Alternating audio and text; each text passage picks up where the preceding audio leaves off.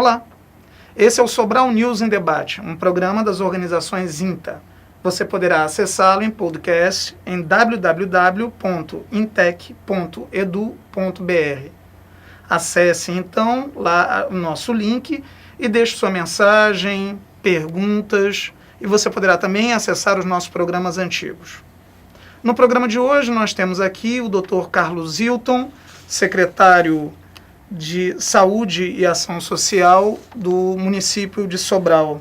Dr. Carlos Hilton, olá, como vai o senhor? Tudo bem, é um prazer estar aqui com você, Paulo, e vamos conversar aqui assuntos realmente de grande interesse para a sua grande audiência.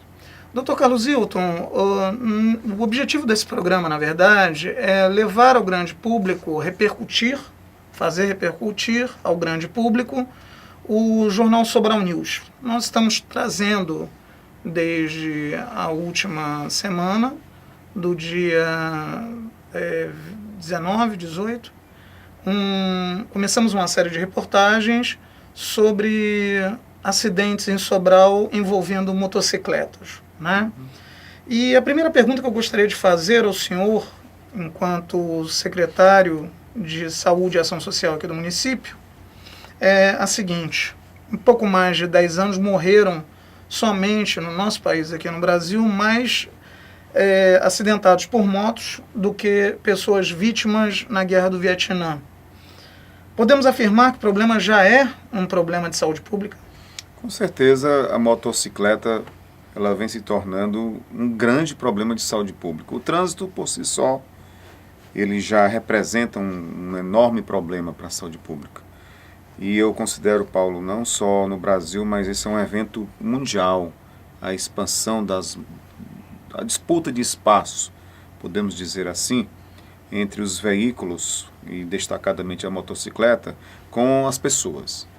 E com certeza aqui em Sobral, na nossa região, nossa macro-região do estado, a motocicleta é hoje indiscutivelmente um enorme problema de saúde pública. Existe, logicamente, as estatísticas que convergem para que nós tenhamos registrados como os maiores problemas de saúde pública as doenças crônicas, como a hipertensão, diabetes, as doenças cardiovasculares. Mas nós temos aí uma certeza de que o trânsito se aproxima muito das estatísticas dessas patologias. E a motocicleta, particularmente, vem se expandindo muito nesse percentual. A nossa macro-região do estado é uma macro-região extremamente sensível para o problema da motocicleta. Existe todo um processo cultural, existe um processo socioeconômico que nós temos que considerar. Hoje, digamos assim, eu posso usar essa expressão, está muito fácil você adquirir uma motocicleta. Existe um processo sério de transição que é perceptível nas ruas das cidades da nossa região, em que você constata objetivamente uma redução sensível, considerável, do número de bicicletas que transitam nas ruas. E onde é que estão essas bicicletas? Elas estão sendo gradualmente transformadas ou substituídas pelas motocicletas. Então o ciclista está pilotando a motocicleta. E a gente sabe que, infelizmente, existe um percentual muito grande dos motociclistas que trafegam nas nossas ruas, isso abrangendo os dois sexos, né, que não tem a competência legal para pilotar uma motocicleta. E o resultado, que nós colaboramos certamente aqui na nossa macro-região, para essa estatística que você está se referindo em nível mundial, com certeza a nossa macro-região tem um percentual dentro dessa estatística. É triste, mas é um problema que nós temos que socializar sempre com a população. O senhor sabe qual é o perfil dos mortos em acidentes sobre duas rodas? Infelizmente, o perfil do acidentado por motocicleta na nossa macro-região é o perfil, digamos assim, trágico, que é o jovem. É a jovem que se acidenta, e a dinâmica do impacto entre acidente de moto, ele é uma dinâmica cruel, né? O trauma é todo amortecido pelo corpo do motociclista. Não tem nenhum artefato que proteja o motociclista do trauma.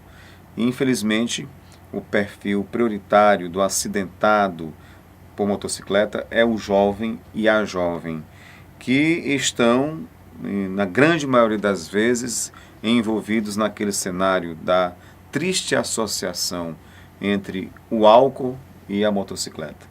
Então este é o perfil, infelizmente, que nós temos que registrar para você, que predomina na nossa assistência a pessoas acidentadas em motocicleta.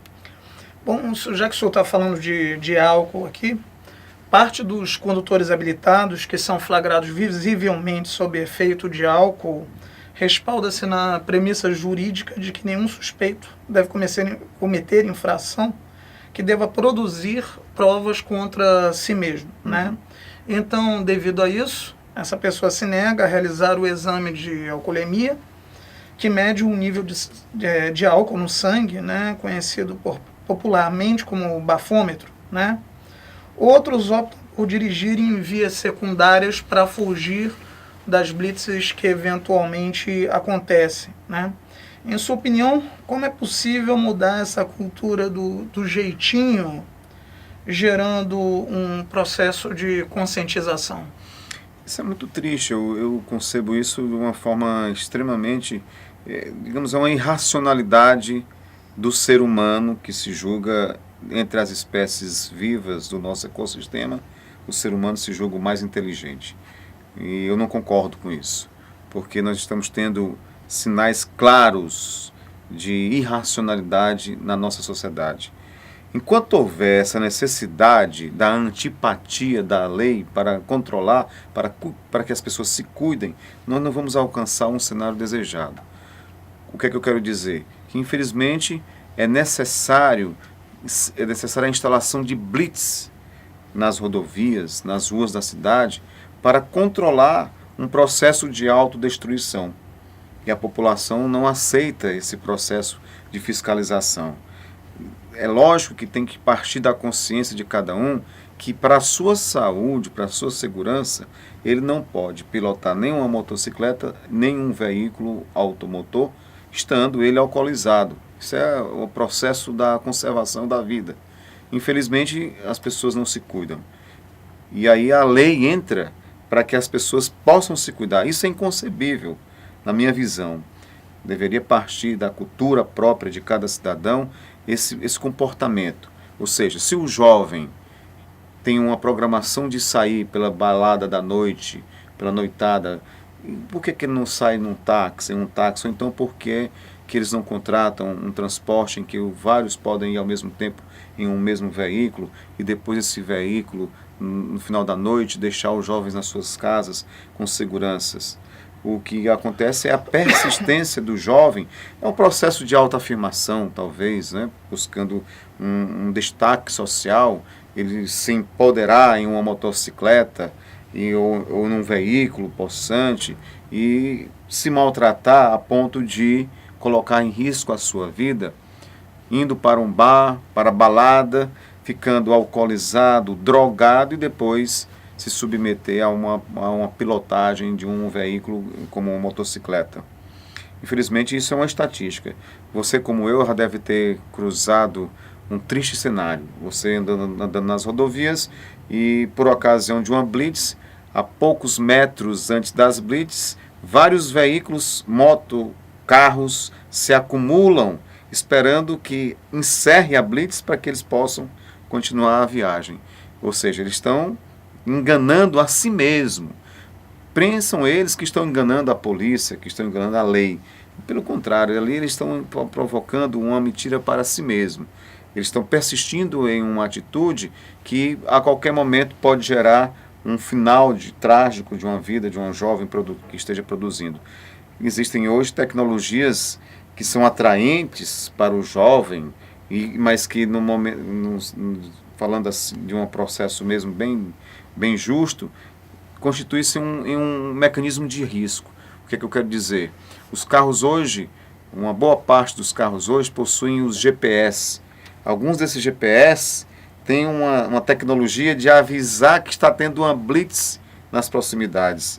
Isso aí o jovem, se estiver ilegal, ele já fica protegido para si próprio, para o veículo espera, porque a blitz não vai ficar perpétua, e aí ele espera que a blitz se encerre para continuar a sua viagem, continuar a sua ilegalidade. Deveria saber que com esse comportamento dele, a qualquer momento, infelizmente, ele entra nas estatísticas que você está se referindo, provocando realmente um processo trágico. Em primeiro lugar, para ele próprio, porque quando ele não morre por um acidente de motocicleta, ele possivelmente vai ficar inutilizado, vai ficar com uma deficiência provisória ou definitiva. E é um problema que afeta, em uma progressão lógica, a toda a família. Então, este processo precisa passar por fenômenos, eu não digo mais nem políticas, nós precisamos de um fenômeno, de uma reforma social em que a educação seja a prioridade. Os jovens, a partir das idades mais precoces nas escolas, têm que passar por processo de educação no trânsito. Isso acontece nos países desenvolvidos. Alguns estados brasileiros trabalham essa política com muita eficiência. O que nós temos que fazer é expandir. Eu sei que é difícil a gente colocar no concorrido calendário da educação brasileira as rotinas para a autoeducação, mas eu vejo como a única saída para que nós possamos reverter essas tristes estatísticas que você está anunciando. É interessante o que o senhor coloca, porque eu lembro aqui, eu estive recentemente no Rio de Janeiro, aliás, minha cidade natal, né, meu estado de origem, e saí à noite com um amigo meu e eu aboli o álcool da direção já há bastante tempo. Não estou falando aqui da boca para fora, não, é verdade, por vários motivos, como eu já tinha adotado o cinto de segurança há mais de 10 anos, antes mesmo da lei entrar em vigor. E a lei seca anda muito, mas muito, muito rigorosa no Rio de Janeiro. Né? Não há uma noite em que não haja uma fiscalização extrema pela cidade. Por outro lado, criou-se lá também o hábito das pessoas darem um famoso jeitinho. Sim. E que jeitinho é esse? A maior parte das pessoas hoje em dia tem celular ligado à internet. E aqueles que vão sair à noite, então, os que possuem contas em comunidades, em redes sociais na internet, como Twitter, por exemplo, né, são informados por outros colegas, existem comunidades específicas sobre isso, aonde estão ocorrendo na cidade, naquela noite, que horas começaram as blitz da lei seca.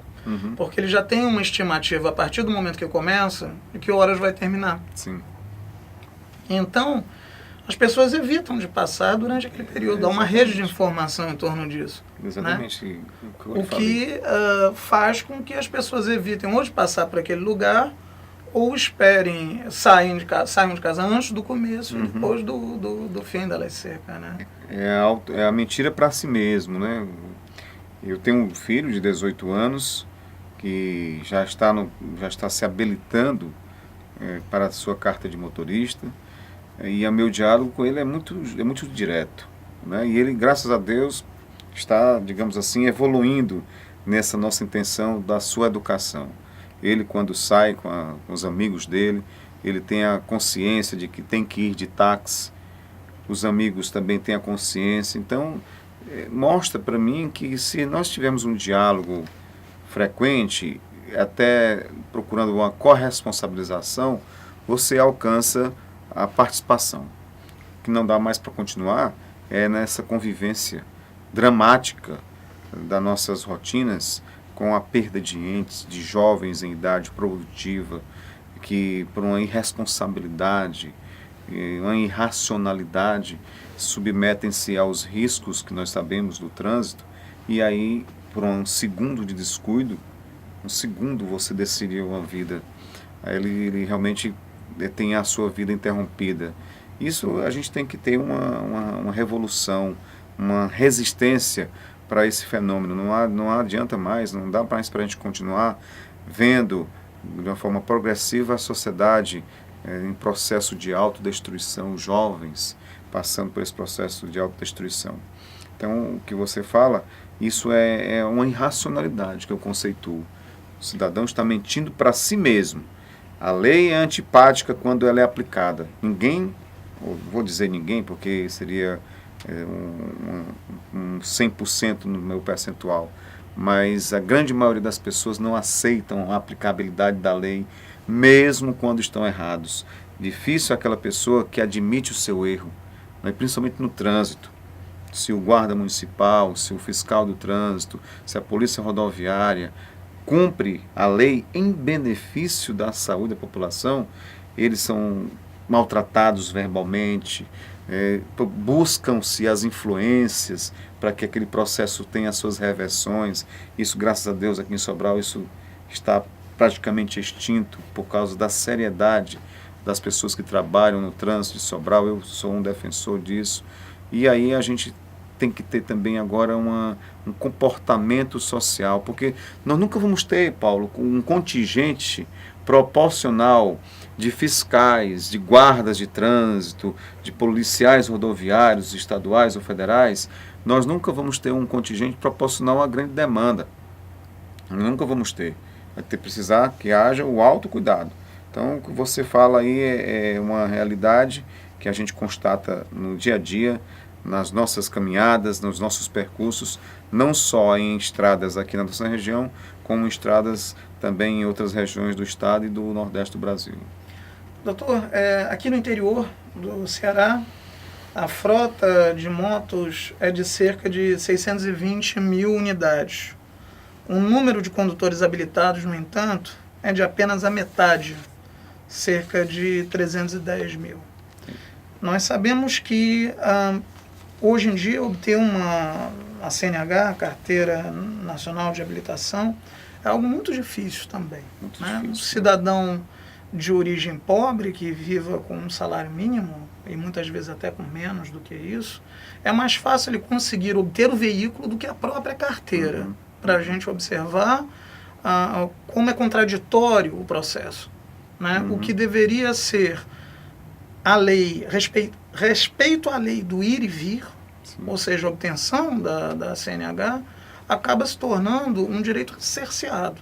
Você obtém primeiro a moto e depois a habilitação. Incrível, né? Entretanto, estão querendo votar no Congresso agora uma lei que permita que o cidadão obtenha apenas a moto mediante a apresentação da CNH.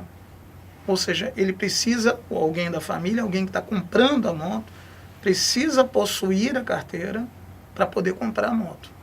O que o senhor pensa disso? Eu acho que essa é uma alternativa que é urgente. Logicamente, nós vamos ter uma reação social.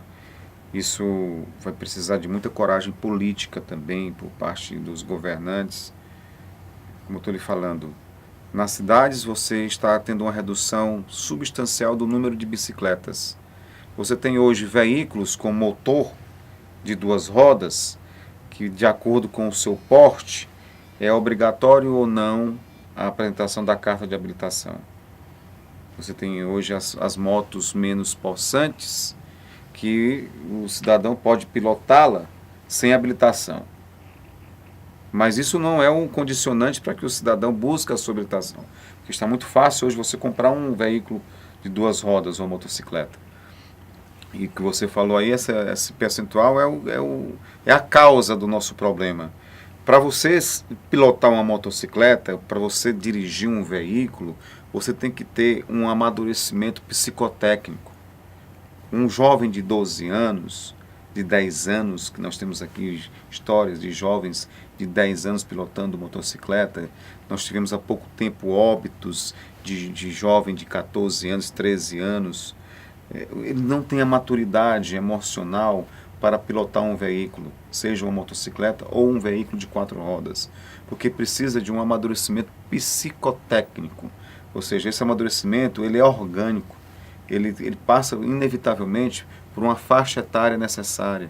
Estabelece aqui no Brasil que os 18 anos é essa idade que o cidadão pode se submeter aos testes e conseguir a sua habilitação. Outros países têm a idade menor, enfim, isso é proporcional à cultura da população.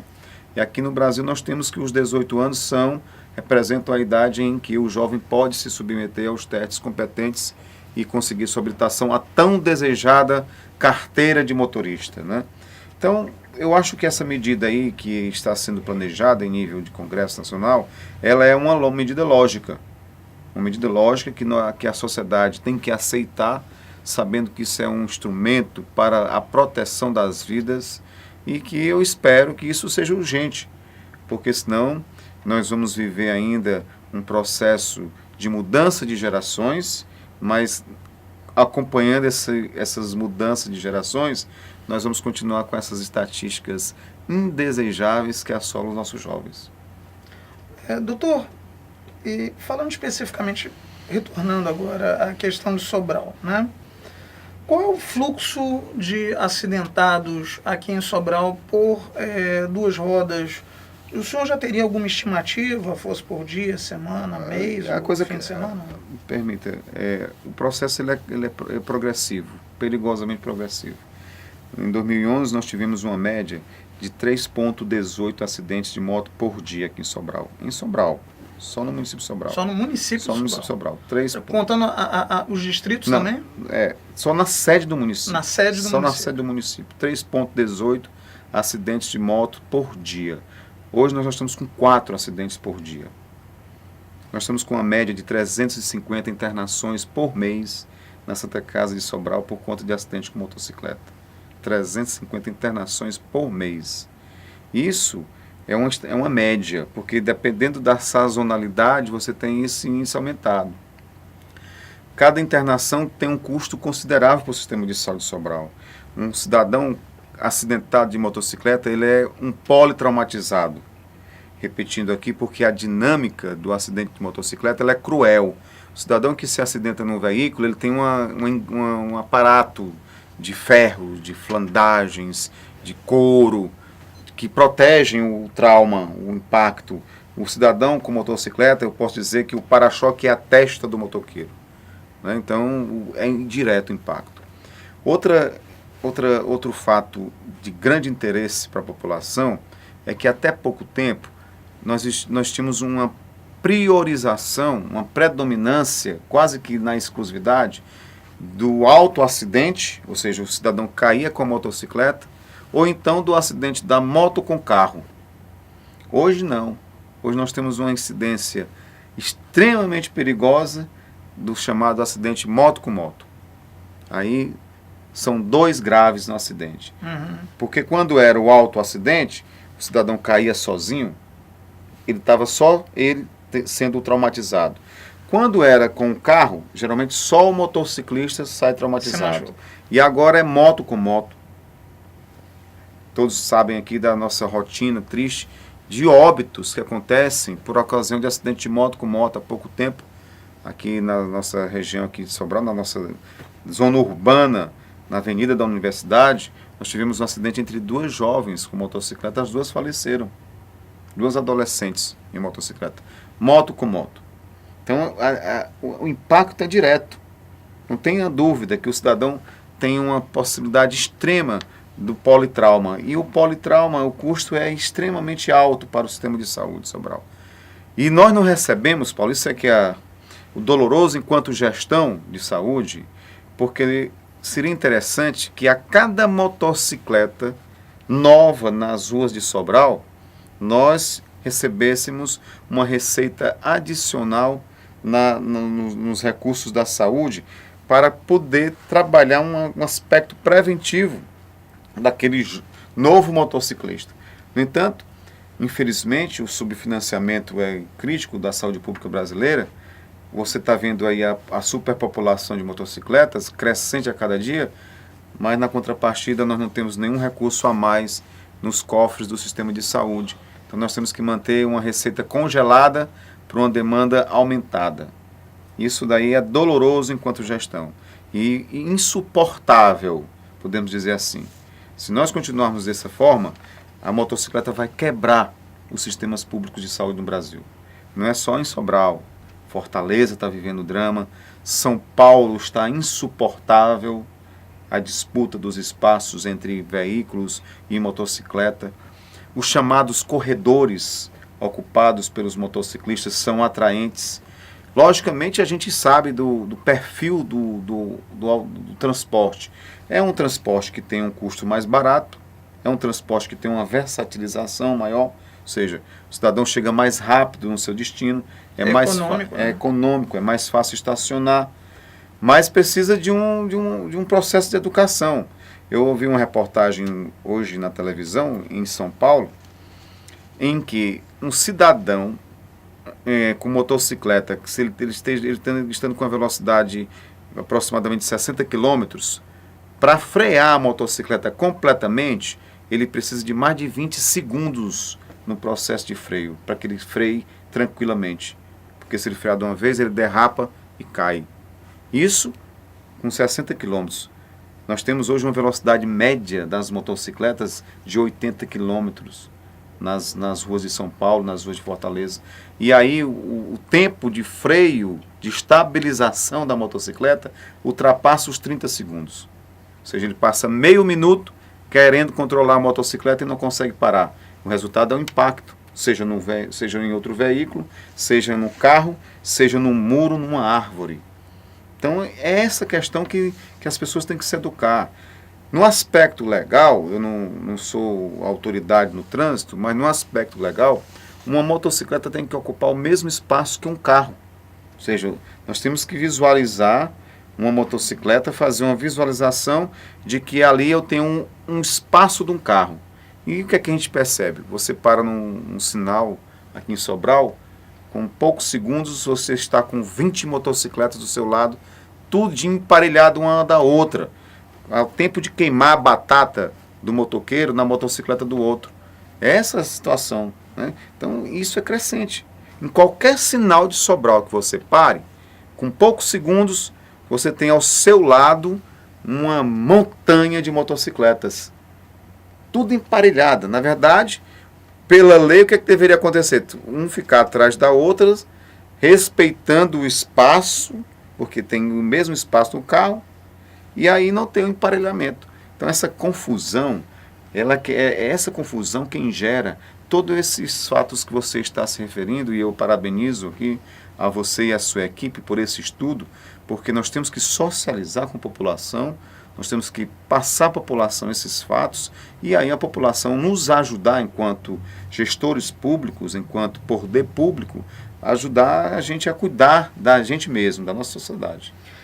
Então, com base nisso, doutor, eu até informo alguns outros dados catastróficos. Eu não gosto de adjetivar os meus textos, né, nem as conversas.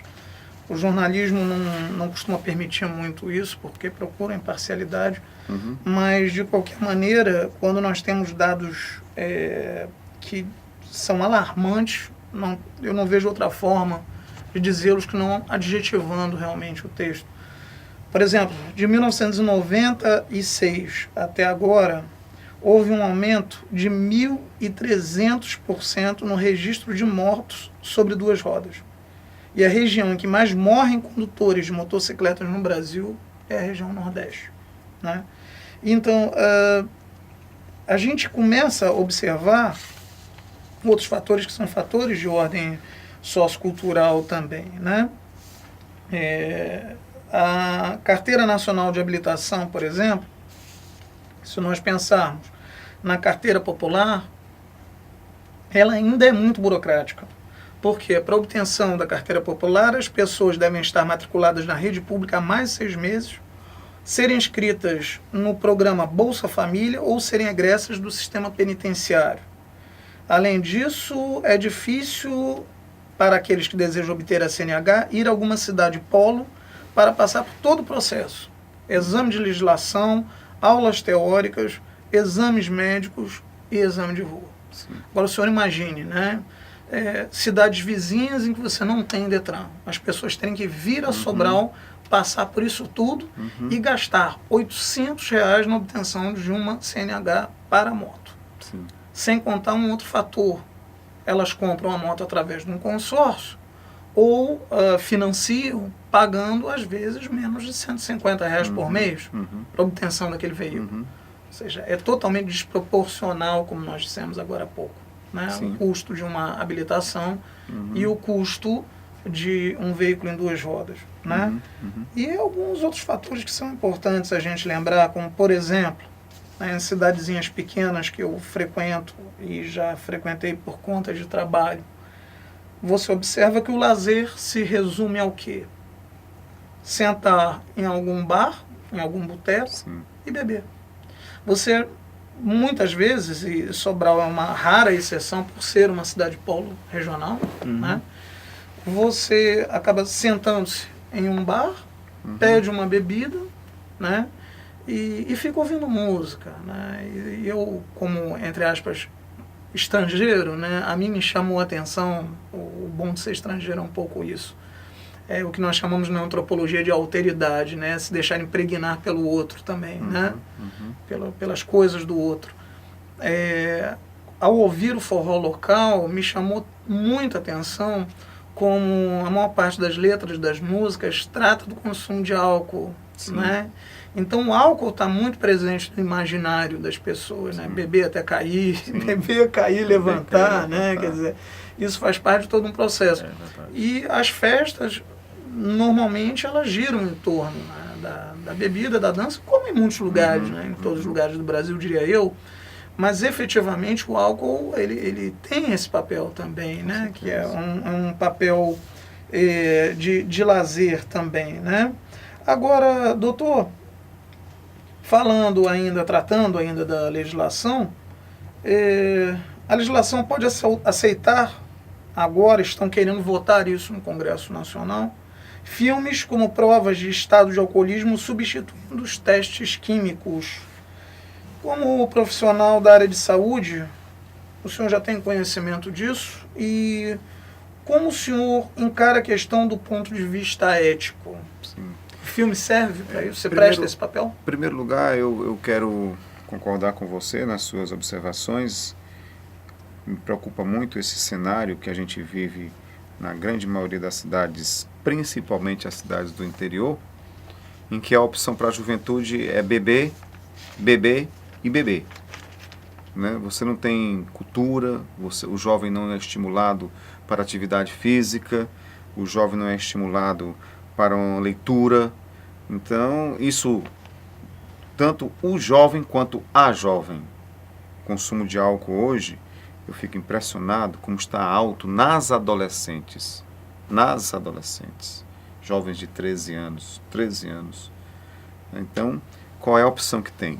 Beber, e ainda mais, como você falou, tendo essa estimulação cultural por parte dessas músicas. Eu, particularmente, sou um apaixonado por música.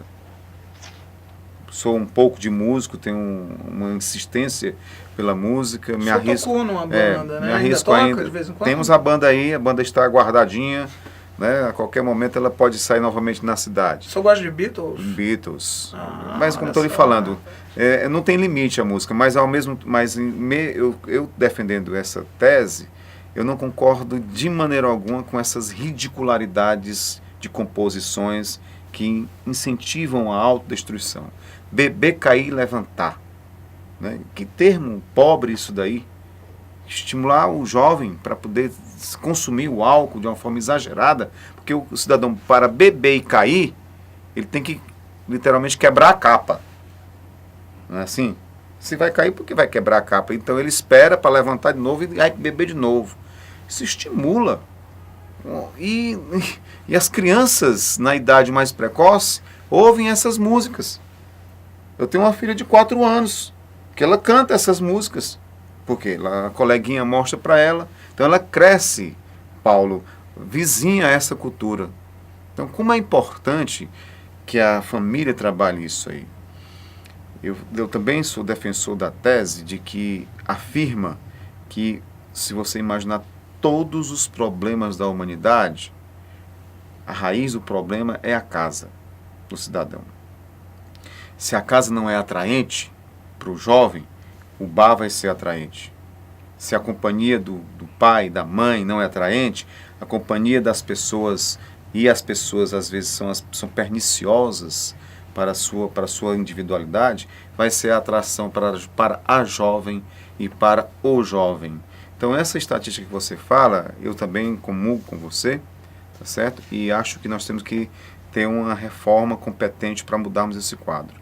Com relação à questão do alcoolismo, numa abordagem por uma perícia, até o bafômetro, para mim, sabe, objetivamente se faz dispensável. Porque o comportamento do cidadão diz tudo. Diz tudo. Eu acho que você deve ter visto reportagens ridículas em que o cidadão objetivamente embriagado, aquele típico bêbado embriagado, para pela polícia, diz que não está embriagado. Tomou só umas. Não está embriagado e gesticulando, ameaçando. E se recusa. E se recusa a fazer o exame. Todo mundo está vendo. Você pode, não precisa você ser perito para julgar que um cidadão está possivelmente, muito suscetivelmente embriagado. O hálito, o bafo. Tem gente que fala perto de você pede um tira-gosto. Só por causa do hálito dele, né? Então, o cidadão desse ainda quer insistir de que não está embriagado. Então, isso é impossível a gente admitir isso. E o mais difícil de admitir é que tem pessoas que passam a mão na cabeça de irresponsáveis como esse. Como é que você concebe um fato de você estar num ponto de ônibus, uma jovem que passou o dia trabalhando, né, ganhando o seu salário mínimo, está no ponto de ônibus aguardando o transporte coletivo para retornar para sua casa, e vem um filho de papaizinho, embriagadíssimo, e a invade o ponto de ônibus e mata a jovem. E depois vem defesa para ele. Nos Estados Unidos não tem defesa. Nos Estados Unidos não tem defesa. O cidadão vai para a penitenciária, seja ele quem for. Não tem defesa. O que precisa é haver esse cumprimento universal da lei. Então, essas abordagens que nós ainda precisamos para poder punir e proteger a sociedade de elementos nocivos, como o bafômetro, que precisasse usar, logicamente é a alternativa proporcional à cultura. O filme, ele é indiscutível. Você vendo a reportagem, você tem até vontade de achar graça. Quando você ouve nos programas de televisão, reportagens correspondentes a esse assunto, em que um cidadão está até engraçado no comportamento dele e querendo brigar com os policiais, dizendo ele que não está embriagado. Tomei só umas, eu vou embracar para pertinho, né? Então isso é a cultura da triste, doutor, mas chega a ser irônico se não fosse trágico. É lógico. Na televisão, o cidadão, ao invés de soprar o bafômetro, ele chupava. E o bafômetro, obviamente, deu negativo, porque ele estava chupando. O cara não estava noutra esfera completamente, né? Então, seria irônico se não fosse realmente trágico. Agora, doutor, nesse sentido, em se tratando de uma questão cultural, mas também uma questão ética, uma questão política, porque essas esferas não são indissociáveis, na verdade, né? Elas caminham verdadeiramente de mãos dadas. O que o senhor acredita que seria possível, de fato, o poder público e a sociedade civil fazer para tentar melhorar esse quadro? Por exemplo, o senhor, enquanto secretário de Saúde, da Saúde e Ação Social de Sobral, dentro da secretaria, por exemplo, como o senhor veria essa ação? É possível a secretaria, juntamente com outras secretarias, fazer um trabalho tão interessante como a campanha contra a dengue, por exemplo, ou com outros órgãos como a CNBB, a OAB, a ABI, enfim? Eu acho que sim. O que nós buscamos é a promoção da saúde. Quando nós falamos o termo promoção da saúde, ele é um termo muito abrangente. Aí a promoção, ela já puxa para si uma força multidisciplinar, multissetorial. A promoção de saúde. A Organização Mundial da Saúde tem uma definição muito apaixonada do que é saúde. O que eu digo apaixonada é porque ela afirma na sua definição que é o completo estado de bem-estar físico, emocional, financeiro, você queimar. Isso é uma utopia. Eu gosto de fazer a comparação com Mike Tyson. Na época áurea do Mike Tyson, né, que era invencível, nós podíamos dizer que, pelo aquele aspecto fortíssimo dele, ele era um cidadão saudável? Não posso dizer. Né? Então, a saúde ela tem uma particularidade, uma individualidade. E nós temos que buscar as estratégias da promoção da saúde. O fato é o seguinte, com relação à nossa pauta principal, que são as motocicletas. Eu, quando vou subir na Serra da Meruoca, quando estou andando pela cidade e visualizo um motociclista subindo a Serra da Meruoca sem capacete, superlotando a motocicleta. Outro problema. Outro problema, você vê aí, às vezes essas motos menos potentes, 150, né? 125, 150, em que você tem o piloto da motocicleta, aí, e tem a mulher do piloto na motocicleta. Só que entre ele e a mulher tem 2 filhos, e no tanque da gasolina tem um cachorro. Quando Até não é o outro filho. Pois é, quando não é outro filho. Menino. Mas aí o cachorro também vai lá e ele às vezes tem mais cuidado com o cachorro do que com os filhos. Cachorro Então, é mais companheiro. Então a vontade que a gente tem é de parar aquele cidadão e dizer, olha, você sabe quantos leitos de UTI nós temos em Sobral? Se você se acidentar e você vai precisar de um leito de UTI, eu não vou ter o leito de UTI para você ou para o seu filho. Você sabe disso? Porque você está cumprindo o perfeito papel do irresponsável. E você vai cair dessa motocicleta mais dias, menos dias. E você vai sofrer um trauma na sua cabeça que você vai precisar de UTI. E nós não temos as UTIs necessárias para atender. Então tenha cuidado com a sua família. Dê 2 viagens, 3 viagens se for necessário. Mas não superlote a motocicleta que tem capacidade física indiscutível para 2 pessoas. A vontade que a gente tem é essa. O cidadão andando, subindo a Serra da Meruoca, vai para aquelas cachoeiras da Meruoca quando tem água, enche a cara de cachaça e volta para casa. É uma coisa incerta. É uma coisa incerta se ele volta para casa ou não. O fato é que as estatísticas estão aí, Paulo, e nós ocupamos um ranking entre os campeões. Isso é um ranking de campeão que tem um lado bom e tem um lado ruim. Qual é? Nossa região é a região do estado do Ceará em que mais se capta órgãos para doação de órgãos. Aqui nós temos o nosso sistema de captação de órgãos, é o sistema no estado que mais faz captação de órgãos. Toda a macro-região? Aqui na Santa Casa de Sobral. E qual é o jovem? Quem é que está doando o órgão? É o jovem que se acidenta de motocicleta, que tem a morte encefálica decretada. Então aqui nós somos campeões nessa estatística. Tem um lado bom, que representa o fluxo funcionando de captação e doação de órgãos, mas tem um lado triste, porque ao mesmo tempo que nós estamos revitalizando um ser humano, nós estamos convivendo com o drama de uma família que está perdendo um ente, que na grande maioria é um jovem. Então aqui em Sobral, o nosso sistema que faz esse processo, essa rotina de captação de órgãos, tem como um dos que tem mais rotina na captação. Quase que sistematicamente nós temos essa história. Nós temos que conversar com as famílias, com os familiares, comunicar a morte cerebral, ou seja, uma vez diagnosticada a morte cerebral, o cidadão não tem mais reversibilidade, né? E, logicamente, conversar com a família naquele momento doloroso para que a família aceite a captação dos órgãos daquele jovem. Isso é uma rotina que a gente vive aqui em Sobral. E tem uma relação diretíssima com acidentes de motocicleta. Isso, no caso, porque a sua secretaria, a secretaria que o senhor conduz, também é a Secretaria de Ação Social, Sim, né? Sim. Então isso fica a cargo Sim. dos assistentes sociais Sim. da Santa Casa, né? Sim.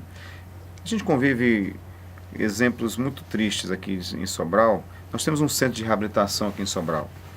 Um equipamento maravilhoso, um equipamento singular. Nós trabalhamos de um caráter multidisciplinar, mas um percentual considerável dos nossos assistidos são os pacientes que estão se recuperando de queda de motocicleta. Jovens que ficam... Você já deve ter cruzado com aquele aspecto muito triste daquele jovem que está com a perna vamos usar aqui o termo bem popular para que toda a audiência nos compreenda, está com a perna cheia de ferro. Todo mundo deve ter visto aquele quadro. Como é triste aquilo ali. Aquele aparato na perna do jovem. Motocicleta. A maior parte motocicleta. E o nosso centro de habitação tem uma predominância na assistência por cidadãos que estão se recuperando do acidente de motocicleta. E essa assistência ela é multidisciplinar. Tem um psicólogo, tem um assistente social, tem um enfermeiro, tem um médico que assistem ao cidadão que está se recuperando do acidente de motocicleta. Jovem que tem membros amputados, jovens que ficam deficientes. Essa é a nossa rotina. Não é fácil nós trabalharmos como um responsável por uma saúde da população. De maneira alguma, saúde pública se faz de todo mundo junto. Não adianta querer cuidar de quem não quer se cuidar. Tá? Então, eu parabenizo a você pela série de reportagens que você e sua equipe estão desenvolvendo. Eu tenho certeza que pelos meios que vão ser divulgados essas reportagens, nós vamos alcançar pontos sensíveis de sensibilização da população para que a gente possa provocar esse alerta e as pessoas pensarem na longevidade. Todo mundo vai morrer um dia. Todo mundo tem o seu dia da sua morte, isso é o ciclo natural da vida. Mas nós temos que morrer na hora certa. Eu sou católico, respeito a todas as correntes religiosas e digo seguramente que Deus não quer que ninguém morra de acidente de motocicleta. Deus não quer. Se alguém disser que foi porque Deus quis que um jovem morreu de acidente de motocicleta, eu não concordo. Porque Deus não quer esse sofrimento para as pessoas. Então nós estamos nos matando nas motocicletas pelas ruas do Brasil. E doutor, o mais importante, creio eu também, é que as pessoas têm o direito de ir e vir. Eu acho que elas têm o direito de ter o seu meio de transporte, elas têm o direito de ter a sua motocicleta. Agora, elas têm o dever de conduzir com responsabilidade, de se preocupar com a sua vida e de proteger a vida dos outros, bem como vamos dizer, o patrimônio material Lógico. seu e da sociedade e de outrem, né, de terceiros, porque afinal de contas a perda também é a perda material, a qual a gente nem se referiu aqui. Uhum. Né, e quando a gente fala de material, aí entra inclusive todo o custo do tratamento, o custo para o Estado, o custo para o município, né? Porque o SUS também entra dinheiro aí da União, né? Para cuidado, sim. Quer dizer, todas as esferas governamentais estão envolvidas aí no processo de recuperação de um acidentado. Doutor, eu gostaria de agradecer particularmente a sua vinda, né? Não é todo dia que nós temos a oportunidade de tê-lo em nosso programa. Eu já tive a oportunidade de entrevistá-lo em um programa de rádio que eu tinha há muito tempo, né? E sei que o senhor sempre é muito acessível, disponível. Queria deixar muito claro isso para quem está assistindo o nosso programa. O Dr. Carlos Hilton, na medida do possível, tendo tempo, ele se prontifica a vir falar sobre os temas que nos afligem, que estão sobre seu alcance. Então, eu gostaria de, em nome do programa Sobral News em Debate e das organizações INTA, através do INTEC, agradecer ao senhor, doutor, pela presença aqui nos nossos estúdios. Muito obrigado a você. E agradecer a você que está nos assistindo, dizer que, por favor, continuem assistindo o Sobral News em Debate. Novamente eu repito o endereço em www.intec.edu.br. Procure o link da TV Interaja. Muito obrigado.